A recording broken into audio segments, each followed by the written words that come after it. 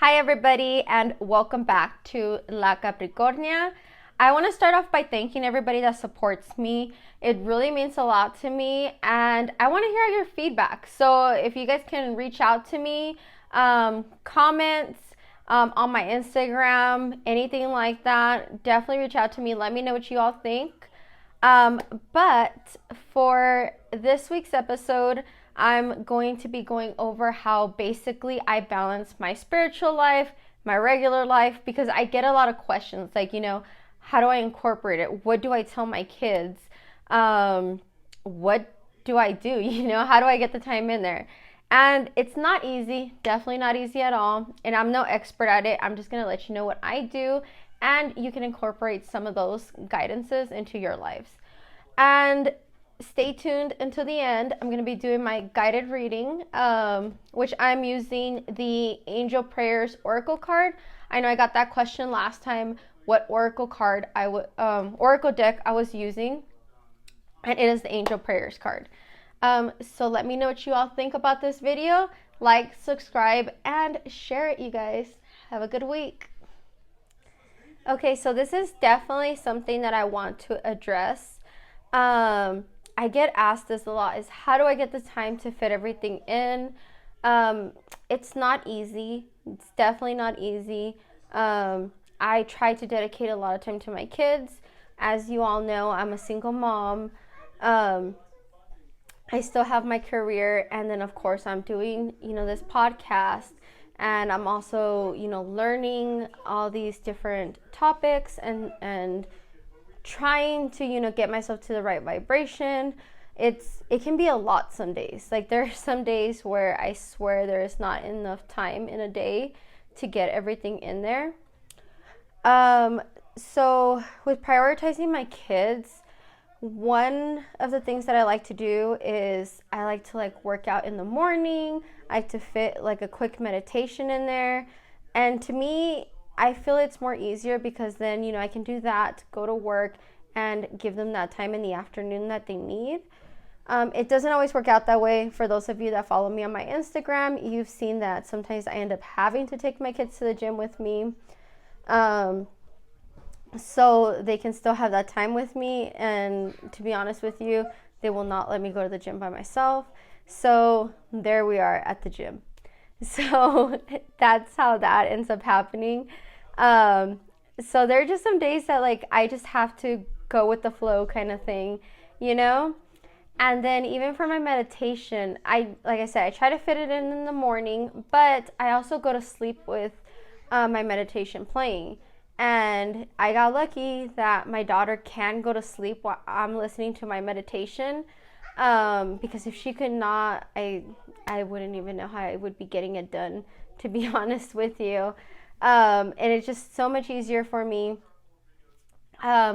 Tuesdays is when I do most of my candle work, and it can be very hard because while I am trying to, set the tone, have my intentions, be very focused on what I am manifesting for the candle, and for what I'm asking, and, having everything going, my kids can be sitting there asking me, what is that for? What are you doing? Why did you put these symbols on the candle? What does that mean? Where did you get this book from? And at first I used to get so frustrated because I was like, oh my gosh, I just need this quick time because I really want to manifest this. Or I'm trying to bring good luck to us, or I'm trying to cast protection on us. And it's just very hard. Now I've gotten a lot better to where I can balance that, and I can answer their questions, right? So I'll answer their questions. I'll try to kind of involve them a bit, and not fully let them be immersed in it, but I do explain to them a little bit, and I try to answer their questions, as long as they're not being too silly. And if they do get a little rowdy, I do let them know, hey, you guys need to kind of calm down. Or I'll ask them if they can please go to the room for 10 minutes while I get this candle work done. So there's just these little things that I have to do. So even with this podcast right now, my son is in his room, and my daughter decided she was going to jump on the couch quietly And she is doing that right now, which I know some parents are like, you let your daughter jump on the couch. I don't. But today I am choosing to choose that versus me not having time to do this podcast, especially since we are going to be out of town this weekend, and I'm trying to get this podcast done before that time comes. So it's just like the little things you have to choose and how to incorporate it and how to have them involved. And even with like my job, so I know like I have to be very careful with how I incorporate my spirituality at work. I don't want to force, my thoughts, my ideas down anyone's throat, and I'm not just gonna, go out there and try to teach anyone anything that they don't want to be taught. If anyone talks to me about this at work, it's because they usually ask me first. Or we'll kind of start talking about like certain things that I'm into, and I'm not gonna hide it. I do let them know what I believe in and things like that, and that usually starts a conversation. I try my best to definitely be calm, have that vibration, have anxiety, my anxiety controlled, but there are days where I do get frustrated. I'm pretty sure just like with anyone in any other type of job, you get frustrated. You have a lot of things going on, and I'm pretty sure you guys seen on if you guys follow me on my Instagram, I posted that there are days where like I'm not even fully having like a full-on lunch kind of thing. I'll like use my lunch to practice some of my spirituality, and I don't really have like downtime some days. So that's why some days like I have to kind of incorporate like my me time into like, hey, let me see if I can do this Saturday afternoon, Saturday morning, Sunday afternoons or mornings. I try to have that as like my me time, and basically just take care of myself, whether it's doing my nails, putting some kind of face cream on or anything like that, just to kind of focus on myself, relax, and even give my spiritual side a break. There are just some days where I just need that silence in my head of nothing right now. I need to relax, take care of myself, and then we can move forward. And especially when it comes to work, it's not always easy. So my position is fairly new to my company, so there are many times where like I have to work long hours, I have to work nights, or I have to answer phone calls from employees that are calling me at night or early mornings, because I am helping them out. While I've gotten better and I've gotten that under control, there are days, and like I said, I've gotten it under control. Thank God while my kids were finishing school out in California. So I'm able to balance it a little bit more. And I am able to have a little bit more of like, that work-life balance.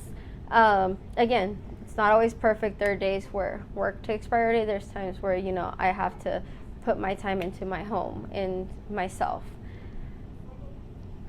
So I'm going to take a quick break. I'll be right back, and we're going to talk about, how I incorporate my spirituality with my kids. So my biggest advice that I can give anybody, I don't force my kids to believe anything. I don't force my ideas down their throats. If they ask me, I explain things to them, I speak to them. Sometimes I do allow them to watch or hear some of the things that I am watching or hearing. But, sometimes some things, depending on the topic, I don't let them. Same thing with some of the things that I'm practicing. So, how I mentioned that they're asking these questions while I'm doing my candle work.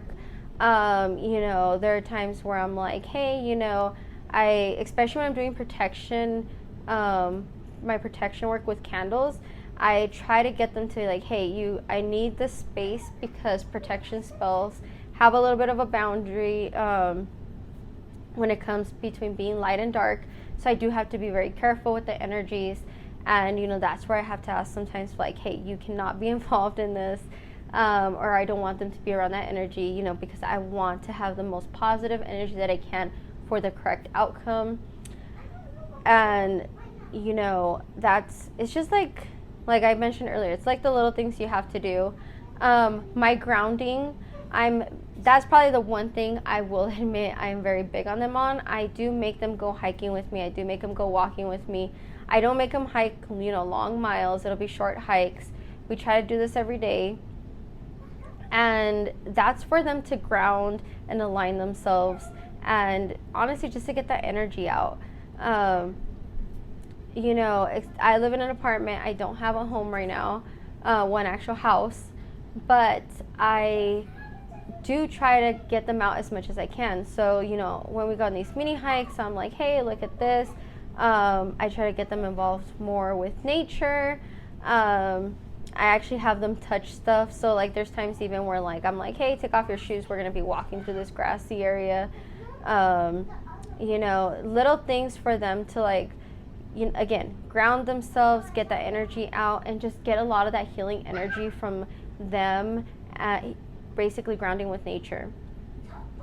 So I let them choose, you know, even to what level they want to do that at. So like my son, you know, I don't know if it's a boy thing, but he only goes down to his socks.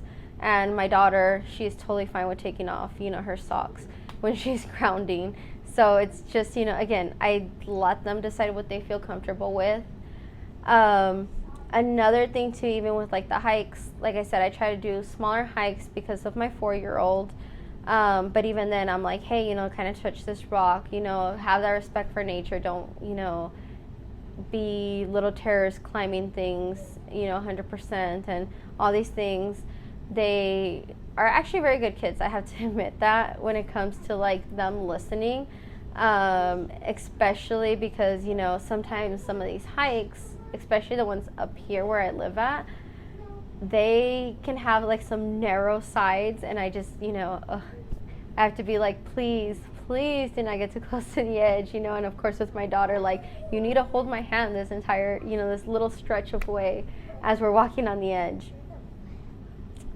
And that can be a little interesting in itself because, you know, they're seeing it as just like, oh, you know, mom's taking us on this walk, but they don't realize sometimes the benefits that come from it. I know my son even mentioned last time when we were talking about like natural water and him getting wet in it, he was talking about like how good he felt afterwards. And I was like, well, you just literally went swimming in natural water. It has a different effect on your body than like taking a shower sometimes. And I was like, you know, that's where you're feeling a difference from like just cooling off in a pool. And I kind of explained it to him a little bit, you know, again, it's whenever they ask the questions, I'll, you know, give them more information on it. You know, he can believe me if he wants, he could not. Again, it's totally up to him. He's going to go down his path one day, and so is she. And I just want the best for them. You know, I want them to have that information and know that it is okay for them to choose whatever they're going to choose and believe whatever they want to believe. There's also another thing that I believe in is that we do not all come in at the same basically level, right? So my kids coming into this world might not be at the same level I am. To be honest with you, they could be at a higher level. They could be at a lower level when it comes to what they came into this earth for. And, you know, I won't know that. They won't know that. And again, it's going to be up to them to learn. For all I know, you know, they could probably know more than I do one day and, you know, get way past me in healing or anything like that. I don't know what, you know, life has in store for them. And I don't even know if they'll be interested in any of this and decide to have their own path. And that's probably one of the hardest things from being like a light worker is you can only guide someone so much, but you can't, you know, you're not going to force anyone, and you can't force anyone to follow a path that you believe. Like, they have to believe in it too, and they have to follow that path. And it's very hard, you know, of course, being a mom and believing that. Because you want the best for your kids. And, you know, of course, with my belief, I want them to be in the best path that they can. But again, like, I can't, you know? So I'm going to be ending this video here. I'm going to read the guided message. Let me know what you all think, or let me know if you guys actually want to know a little bit more. I don't mind answering your questions. Like I mentioned, reach out to me on my Instagram or comment section. I'd be more than happy to answer you guys. I'll do your reading right now. Okay, everybody. So the reading for this week, again, I'm using these oracle cards, is going to be love and accept yourself. Thank you, angels, for lovingly guiding me to self-acceptance. So I don't know if you guys can see that right there. But basically, this card is asking you to take the time to love yourself, accept who you are, and basically give yourself that credit. So I'm an intuitive reader, and what I am reading from this is basically accept yourself for who you are. You know, we sometimes try to level up to what we think somebody should be at, or we think that we should live life a certain way like another individual. Sometimes, you know, especially nowadays, we see social media, we see all these stars and, you know, reality people, and we want that life, or we want what we think we see. But in all honesty, we have to love and accept ourselves and be our unique selves. And that's basically what your guides are asking you to do.